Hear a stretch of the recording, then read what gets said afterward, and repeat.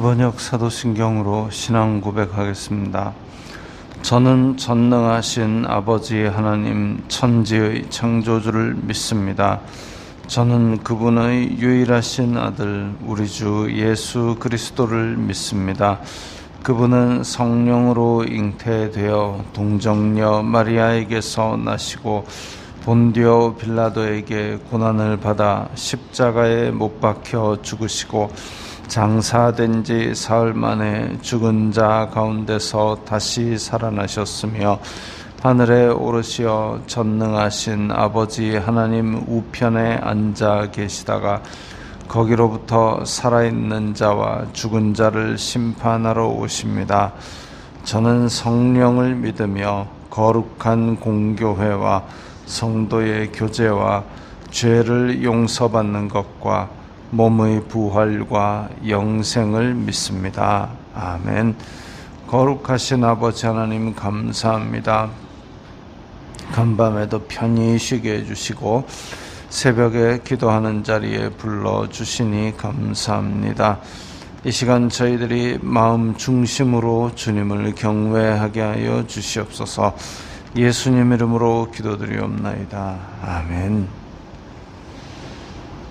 찬송가 82장입니다. 찬송가 82장입니다.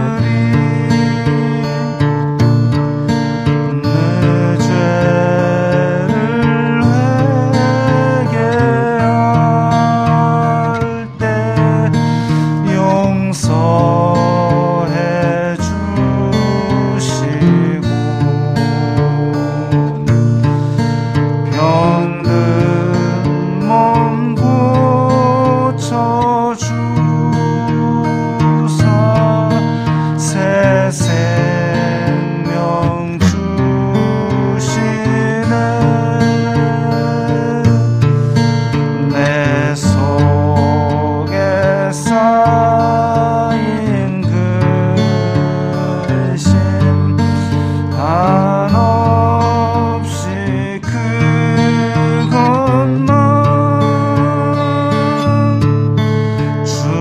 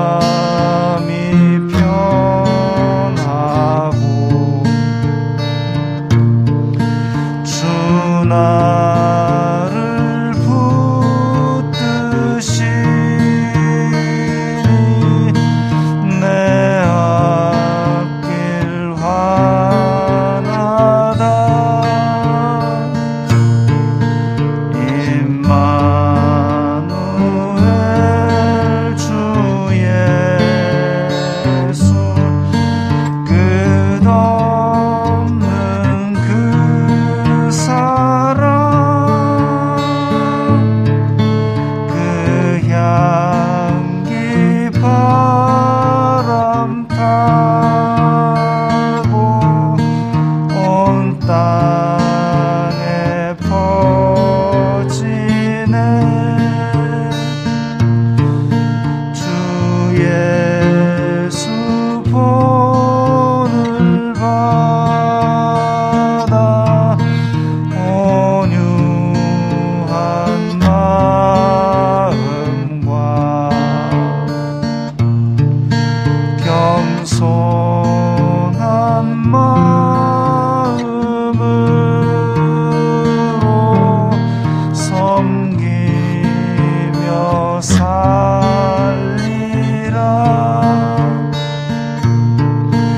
나 주의 뒤를 따라 저 천국 이르러 천사의 노래 따라 주 찬송하리라.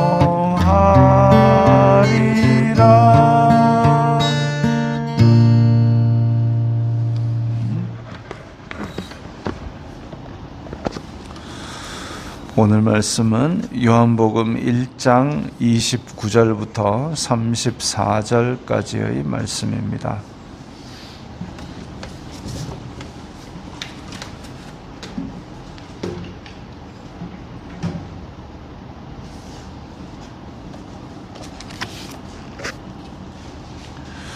요한복음 1장 29절부터 34절까지의 말씀 함께 읽겠습니다. 이튿날 요한이 예수님께서 자기에게 나아오심을 보고 이르되 보라, 세상 죄를 지고 가는 하나님의 어린 양이로다. 내가 전에 말하기를 내 뒤에 오는 사람이 있는데 나보다 앞선 것은 그가 나보다 먼저 계심이라 한 것이 이 사람을 가리킴이라. 나도 그를 알지 못하였으나 내가 와서 물로 세례를 베푸는 것은 그를 이스라엘에 나타내려 함이라 하니라. 요한이 또 증언하여 이르되 내가 봄에 성령이 비둘기같이 하늘로부터 내려와서 그의 위에 머물렀더라. 나도 그를 알지 못하였으나 나를 보내어 물로 세례를 베풀라 하신 그이가 나에게 말씀하시되 성령이 내려서 누구 위에든지 머무는 것을 보거든 그가 곧 성령으로 세례를 베푸는 이인 줄 알라 하셨기에 내가 보고 그가 하나님의 아들이심을 증언하였노라 하니라. 아멘. 요한과 예수님의 만남이 나옵니다. 사실 그 사가랴와 엘리사벳에게서 난 요한, 세례 요한, 또 마리아가 수태고지를 들었을 때에 엘리사벳에게 문안을 했습니다. 태중의 아이가 그것을 반가워하는 그런 것을 보았을 때에 세례 요한과 예수님이 어려서부터 서로 전혀 못 봤을까? 진짜 전혀 모르는 사람이었을까? 그건 아닐 수도 있겠다라는 생각이 듭니다. 그런데 오늘 나도 그를 알지 못하였으나 라는 말이 두 번이나 나옵니다. 31절에도 나오고 33절에도 나오고 나도 그를 알지 못하였으나, 이게 알지 못하였으나 라는 이야기가 앞에서 하나님께서 그 백성에게 빛을 비추었는데 그들이 전혀 알지 못하였다. 또 말씀이신 그분께서 이렇게 그 백성에게 찾아오셨으나 그들이 영접하지 않았다. 그것처럼 이전에 세례 요한은 이분이 메시아인 줄을 거기에 대한 내용을 사실은 잘 몰랐지요. 그래서 나도 그를 알지 못하였으나, 분명히 그것을 2번이나 이야기하고 있습니다. 그런데 나도 그를 알지 못하였으나 그분이 하나님의 말씀이고 이 세상에 보내신 그리스도이신 줄 몰랐으나, 그러나 예수님께서 하나님께서 보내신 구원자이심을 이제 성령님을 통해서 알게 되고 나서, 그러고 나서 고백하기를, 보라, 세상 죄를 지고 가는 하나님의 어린 양이로다 라고 고백을 합니다. 세상 죄를 지고 가는 하나님의 어린 양이다. 다른 호칭도 아니고 세상 죄를 지고 가는 하나님의 어린 양이다. 이 호칭은 죄라는 것이 굉장히 중요하고, 그리고 그 죄를 하나님께서 완전히 뒤집어 씌운 어떤 사람이라는 존재가 중요하고, 그리고 어린 양이라는 단어가 중요합니다. 세상 죄를 지고 간다. 하나님께서 죄라는 것을 집요하리만큼 굉장히 중요하게 생각하는 것은, 창조하고 보시기에 심히 아름다웠던 세상이 있었는데 그 심히 아름다웠던 것을 어그러지게 만든 것이 바로 사람의 죄이기 때문입니다. 그래서 이 죄 문제를 해결해야만 하나님의 아름다운 창조의 질서가 다시 깨끗하게 유지가 되는 것이죠. 그래서 그 문제가 가장 중요하고 가장 기본적으로 해결을 해야 될 문제인데, 그것을 해결하실 분이 처음 창조의 질서가 어그러진, 처음 창조의 로고스가 어그러진 것을 다시 그 말씀으로 말미암아 새로운 창조를, 보라 내가 만물을 새롭게 하노라라는 그 말씀을 이루실 하나님의 어린 양이 바로 예수님인 거죠. 세상 죄를 지고 가는 하나님의 어린 양이다. 어린 양이다 하면 우리는 출애굽기에 나오는 유월절 어린 양을 제일 먼저 생각합니다. 그 피를 발라서 문간에 바르면 죽음의 사자가 그 집을 그냥 지나간다. 죽음의 사자가 그 피를 보고 그냥 지나간다. 이 지나간다라는 말이 이제 영어로는 패스 오버. 그걸 우리말로 번역을 하니까 유월. 그래서 유월이라는 말이 이게 그냥 지나간다라는 말이죠. 지나서 넘어간다. 유월. 그래 유월절이라는 이름이 붙은 겁니다. 그래서 예수 그리스도의 피로 말미암아 심판이 우리를 그냥 지나서 넘어간다라고 해서 하나님의 어린 양이라고 그렇게 칭합니다. 이사야 53장에 그가 찔림은 우리의 허물을 인함이고 그가 상함은 우리의 죄악을 인함이라.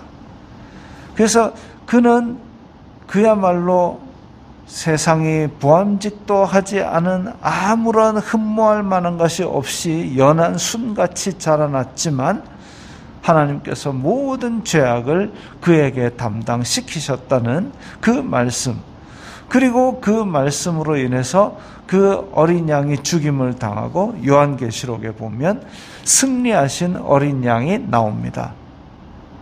그래서 어린 양이라는 것이 어떻게 보면 너무나도 힘이 없고 연약한 존재이지만 그 연약한 존재 위에 하나님께서 인간의 모든 죄악을 담당시키셔서 피를 흘리게 만들었다. 이 모든 내용을 담고 있는 것이 세상 죄를 지고 가는 하나님의 어린 양이다라는 이 호칭이죠. 그래서 세례 요한은 예수님을 바라보면서 이렇게 세상 죄를 지고 가는 하나님의 어린 양이라고 정확히 알아보았습니다. 그리고 31절에 보면 내가 그를 알지 못하였으나 내가 물로 세례를 베푸는 것은 그를 이스라엘에 나타내려 함이라. 즉 자기는 광야에서 외치는 자의 소리가 되어서 그리스도의 오실 길을 예비하는 그런 사람인데, 그런데 그리스도의 오실 길을 예비했는데 그분이 누구냐면 바로 저분이다라고 알아본 거죠. 그야말로 오래전 선지자들이, 그리고 구약시대의 많은 믿음의 사람들이 가슴 설레며 기다려왔고, 그러나 그들이 보지 못하고 그렇게 안타깝게 고대하던 그 사실이 무엇이냐면 바로 예수 그리스도의 나타나심인데, 그것을 지금 세례 요한은 하나님께서 알려주심으로 말미암아 알게 된 겁니다. 그를 이스라엘에 나타내려 함이라. 나는 우리가 왜 연말에 되면 무슨 연예대상 뭐 이런 거 하지 않습니까? 시상식 할 때 레드 카펫을 깔지 않습니까? 빨간 카펫을 깔아가지고 그 위에 디디고 오는 거. 세례 요한은 자기의 사역의 역할이 그것임을 알고 있습니다. 나는 카페트야. 그분이 오실 카페트야. 그분이 밟고 지나가야 돼. 그런데 그분이 저분이야 라고 했을 때에 그 자기의 마음과 그리고 많은 사람들의 마음이 하나님께서 보내신 이 어린 양을 알아봐야 되는데, 그런데 실제로는 그러지 못했죠. 백성들도 영접하지 않았죠. 그러나 카펫은 카펫의 역할을 끝까지 담당할 뿐입니다. 33절에도 나도 그를 알지 못하였지만, 그런데 나에게 물로 세례를 베풀게 하신 분이 가르쳐 주셨는데 그분은 이제 성령으로 세례를 베푸실 분이야. 이것을 세례 요한은 알고 선포하면서 정말 가슴이 벅찼을 겁니다. 나의 평생의 사역의 목적이 바로 오늘 이루어지는구나. 정말 그것을 기쁨으로 받아들였을 겁니다. 카펫이 아이고 나한테 주목하지 왜 내 위를 밟고 지나가는 이 배우한테 주목하냐, 이렇게 안 하죠. 카펫은 카펫일 때가 제일 아름답습니다. 세례 요한은 그것을 알았던 것이죠. 그리고 34절에 내가 보고 그가 하나님의 아들이심을 증언하노라. 하나님의 아들이라고 이야기합니다. 세례 요한은 지금 예수님의 정체성을 몰랐었지만 분명하게 알고 선포합니다. 세상 죄를 지고 가는 하나님의 어린 양, 성령으로 세례를 베푸시는 이, 그리고 하나님의 아들, 이런 내용을 정확하게 알고 백성들에게 선포했습니다. 세상 죄를 지고 가는 하나님의 어린 양, 성령으로 세례를 베푸는 이 하나님의 아들, 이렇게 정확하게 알고 하나님께서 예수님을 보내신 초점이 뭐냐면 바로 우리의 모든 죄 문제를 해결하심입니다. 병을 낫게 하고 물론 좋지요. 또 세상에서 복을 받고 물론 좋지요. 그러나 하나님의 초점은 우리의 죄 문제입니다. 왜? 그 죄 문제를 해결해야 에덴에서처럼 사람과 하나님과 함께 거하고, 그야말로 임마누엘, 하나님께서 우리와 함께 계시고, 광야에서 그 장막을 쳐서 함께 거하셨던 것처럼 하나님 우리와 함께 계시기를 원하시지만 우리의 죄 문제 때문에 그것이 해결이 안 되니까 친히 아들을 보내서 세상 죄를 다 지게 만들어서 그걸 해결하기 위해서 보내신 것이죠. 그래서 세상 죄를 지고 가는 하나님의 어린 양, 성령으로 세례를 베푸는 이, 그리고 하나님의 아들이라는 그 초점, 하나님께서 이 세상과 우리를 바라보시는 그 초점에 맞추어서 우리가 예수님께 초점을 맞춘다면 우리도 하나님께서 우리에게 원하시는 것이 무엇인지를 알게 될 것입니다. 하나님께서는 세상을 이기기 원하시고 세상을 이기는, 승리하시는 그리스도를 보내시지만 그 이기는 방법이 바로 십자가를 지고 죽으시는 것이었죠. 그래서 우리도 이 세상 가운데서 정말 전투하는 교회, 이 세상에서 세상 권세 잡은 자들에게 대항하여 끝까지 싸워야 되지만 그 싸움의 승리는 바로 예수님처럼 자기 십자가를 지고 죽기까지 하나님의 뜻을 따르는 것입니다. 그래서 자기를 부인하고 자기 십자가를 지고 갈 때에 하나님께서 우리를 향하신 초점, 세상 죄를 지고 가는 하나님의 어린 양이 성령으로 세례를 베푸시며 우리에게 오시는 하나님의 아들이신 줄 우리가 고백하는 그 믿음으로 이 세상에서 나를 부인하고 나의 십자가를 지고 끝까지 순종하는 그런 생활을 살아야 하겠습니다. 기도하겠습니다. 거룩하신 아버지 하나님, 감사합니다. 세상은 하나님의 아들을 몰라보았지만 세례 요한은 하나님의 아들, 세상 죄를 지고 가는 하나님의 어린 양을 알아보았습니다. 우리 또한 하나님의 아들을 알아보고 그렇다면 우리가 그 믿음을 가지고 나를 부인하고 나의 십자가를 지고 예수 그리스도의 가신 길을 끝까지 순종하도록 인도하여 주시옵소서. 무명으로 헌금 드린 분 있습니다. 그 감사의 제목이 넘쳐나게 하시고 또한 저희들의 삶 가운데서 이렇게 예수 그리스도의 발걸음을 닮아가는 그 믿음을 더하여 주옵소서. 예수님 이름으로 기도드리옵나이다. 아멘.